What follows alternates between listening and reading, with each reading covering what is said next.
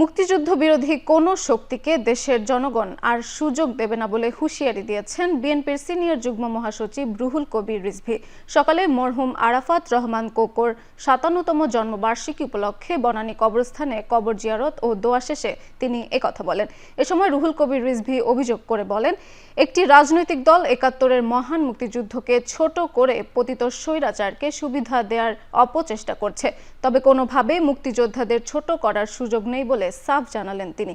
স্বৈরাচার আমলের নির্যাতনের চিত্র তুলে ধরে রিজভী বলেন, সন্তান হারানোর এক অসহনীয় যন্ত্রণার মধ্য দিয়ে যেতে হলেও সাবেক প্রধানমন্ত্রী বেগম খালেদা জিয়া কখনো পিছু হটেনি। রাজপথ থেকে শত নির্যাতনের মুখেও টিকেছিল বিএনপি। আরাফাত রহমান কোকোর রাজনীতিতে যুক্ত না থাকলেও নির্যাতিত হতে হয় বলে জানান বিএনপির এই জ্যেষ্ঠ নেতা। মায়ের কোলে সন্তানের লাশ, এটা যে কত বড় হৃদয় ভাঙা একটি ঘটনা সেটা বলা যাবে না। সেটা সম্পূর্ণরূপে ছিল একটি প্রতিহিংসার বহিঃপ্রকাশ একজন শাসকের, অবৈধ শাসকের, ফ্যাসিবাদী শাসকের।